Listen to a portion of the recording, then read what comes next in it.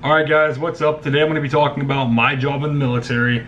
So a couple things I want to hit on at the beginning of this video is, if you like the content, go ahead and like the video, subscribe, it'll help me out a ton.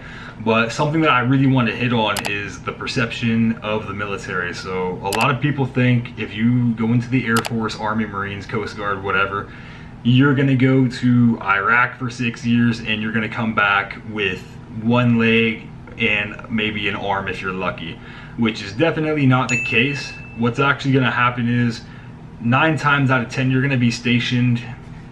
You can even get stationed like right by your hometown. There's bases all across the United States, and there are a lot of bases overseas as well. So whenever you join the military, you can get put anywhere. Like, you don't really have a say. They say you have a say, but when it comes down to it, it's where they need you. So if they're going to need you in Korea, they're going to send you to Korea. If they're going to need you in Japan, they're going to send you to Japan. But most of the times you're not going to be going into combat zones. Like I said, especially with the Air Force, you're going to go in, it's more of like a corporate work industry, if you can put it in those terms.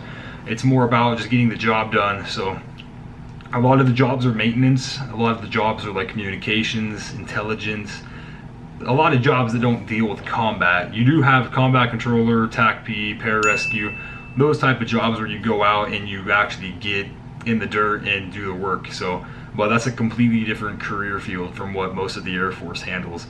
So perception, that's number one. Definitely not what a lot of people think it is. So anyways, let's go ahead and get straight into this video. Today I'm going to be talking about my job, Munitions Systems, and basically just taking you through a couple videos, and I'm going to be playing the video and just basically talking about what they're doing and comparing it to my job, comparing it to what I do on a daily basis. So before I roll this clip, this is like, my job has like 8 or 9 different shops. So one shop is going to be like, we're responsible for building bombs. One shop is going to be responsible for missiles. One shop is going to be responsible for the trailers that the munitions are handled on, and so on and so forth. There's different roles for everybody in this career field. You're not really stuck just doing one thing. So that's, I guess you can look at that as a good thing, but then again, you're always kind of falling behind because you're always going to new places. But anyways, we are going to roll a bomb building clip. So let's get right into this. Cue the video. Alright, so the back, that's where the fuse goes in, depending on what kind of bomb build you're doing. And those are the bombs on the trailer. Basically, the flight line requests bombs for aircraft. We build the bombs, take it out there. So that's a bunch of fins that go on the back of bombs. That is them installing the fuse. And yeah, installing the fuse under the back of the bomb. Installing the strake surfaces, the Mark 82 500-pound bomb, and that's the trailer that we use. That's a MHU 226. 46 munitions assembled per week. Sometimes we go up to like 85 or 90. It just depends on how many people you have working, honestly, and how late you're gonna stay. And don't get me wrong, we do stay late sometimes. So that right there, that tablet, you're required to have that tablet on every single job you go out on. You can't work without it. You can't do anything without that tablet. So if that tablet dies while you're on a job, you gotta quit, because it's a QA violation. You'll actually get in trouble. You'll get in really bad trouble if you don't have that with you. Because even though you memorize everything out of it, they don't let you do it. They don't play that game. So yeah, that's just them installing the, I think that's a KMU kit on the back of a bomb. So yeah, she handed the fuse to somebody, which technically you're supposed to have 2 hands on that, but it is what it is. I'm not sure why that was uploaded. But anyways, that was the enlisted video for the bomb build. But so with my job, I've been in the bomb shop for like maybe a month and a half now.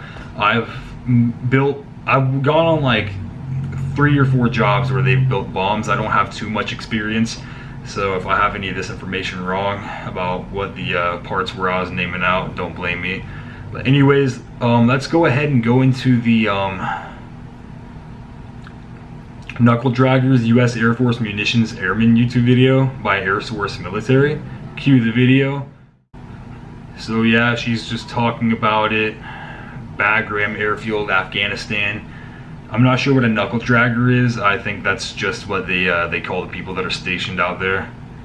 So yeah, they're just building bombs, assembling them.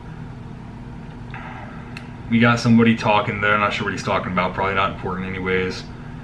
So yeah, this is the deployed environment. Whenever you deploy, you actually go to the Middle East. You go out there and you build bombs for actual operations. That's a Fuzzy 48 adapter booster that he just pulled out of that. That's what triggers a fuse to blow up the bomb.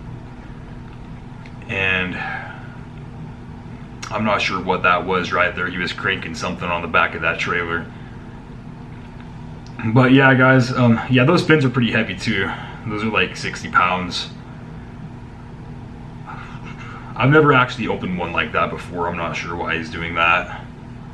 Those are CCGs. I don't like CCGs. They're testing CCGs right now. I've done that for countless hours. I don't even want to think about that. Those things weigh like at least 150 pounds, 120, 150 pounds. Maybe they might be like 80 pounds. I don't know, guys. But the can's super freaking long, and you're always carrying it like one arm, so your back is just getting destroyed all day long while you're at work. Especially in the Las Vegas heat, it's definitely not pretty out here. And it looks like they're cycling 30 mil, maybe. I'm not sure. I haven't worked with that yet. Yeah, it actually counts.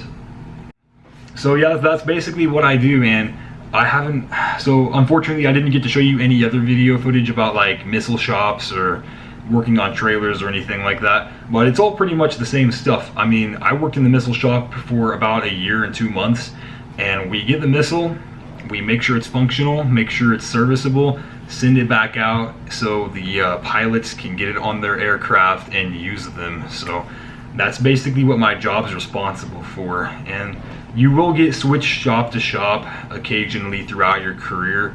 So it's really cool being able to go out there to new shops and learning different roles, different responsibilities. And then again, it is kind of a bad thing because you're always like at like a beginner stage. But once you do get that experience, once you learn how to do it in the first shop, like once you learn how to do the job, where to find the information you need the job at, it kind of correlates throughout every single job in the career field. So that's the majority of the video right there, guys. If you have any questions, go ahead and leave a comment down in the comment section below. And like I said, subscribe. It'll help me out a ton. And anyways, guys, I'll see you in the next video. KitaGains out.